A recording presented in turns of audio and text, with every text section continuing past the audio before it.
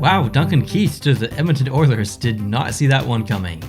Actually, I did. Same as everyone else, because it's been rumored for the past 2 weeks. We talked about it yesterday on the podcast. If you haven't seen that, please go check it out. It's linked down below in the description. Jason and I do a podcast every single Sunday. Although now that the season is over, we've kind of halted for a little bit.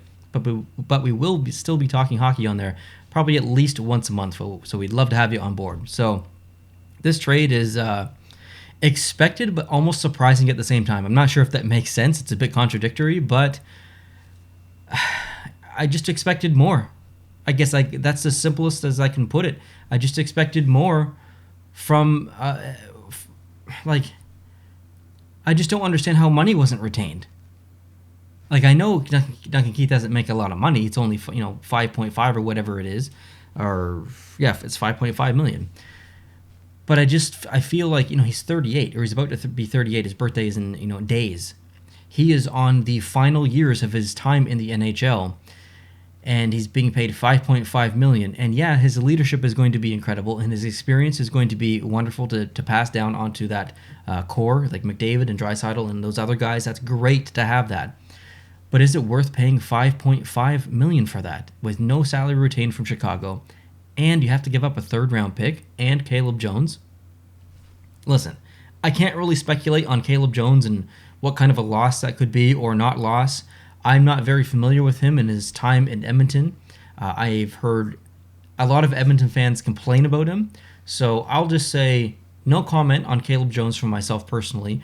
But let's see what happens in Chicago. Maybe he finds a new light there or something. But regardless, the third-round pick is what kind of bothers me.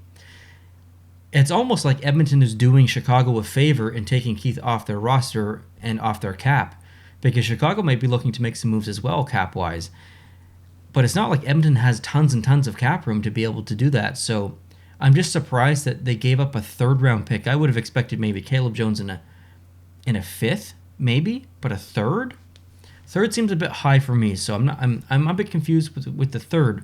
However, not trying to be completely super reactionary to this, I almost feel like there's something else in the works. So I don't want to judge it. I don't want to be too reactionary and judge it too harshly too quickly, because we're pretty early in the summer, and I feel like there's more going on than we realize, and there might be other moves by Chicago and other moves or signings by Edmonton.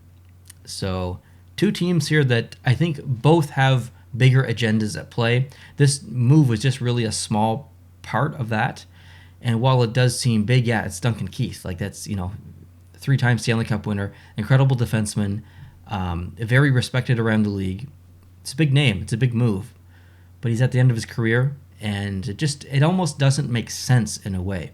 However, if Duncan Keith stays in Edmonton, I'm assuming he is, I actually kind of think he might fit in okay. Like, I'm genuinely happy with the fit in Edmonton. Now, I'm not an Edmonton Oilers fan, but I do believe, based on the core of the makeup of the team, the core that's in place, they need someone like Duncan Keith to come in. I would not have paid $5.5 million for it. I would have asked them to retain probably 50%.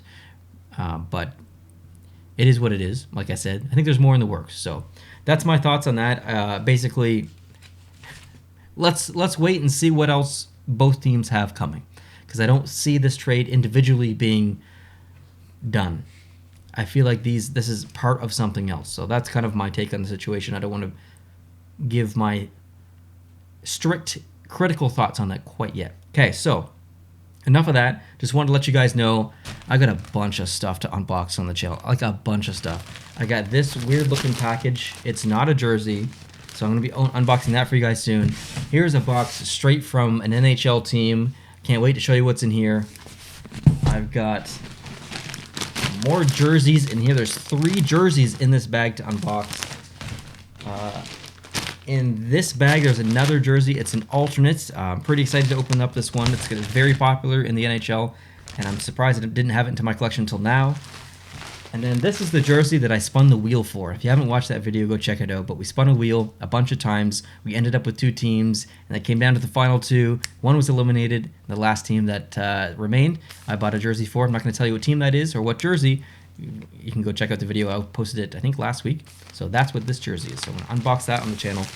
So there's 1, 2, 3, 4, 5 packages here to unbox in the coming probably 2 weeks. So we'd love to have you on board if you like that kind of stuff. If you like hockey concepts, or like goalie mask concepts, jersey concepts, there's all kinds of those videos to do. I probably have 40 plus videos of designs that people have sent in. So there's going to be lots of that on the channel, lots of unboxings, and lots of hockey talk as well. July's a busy month for the NHL with the Seattle expansion draft and the free agency.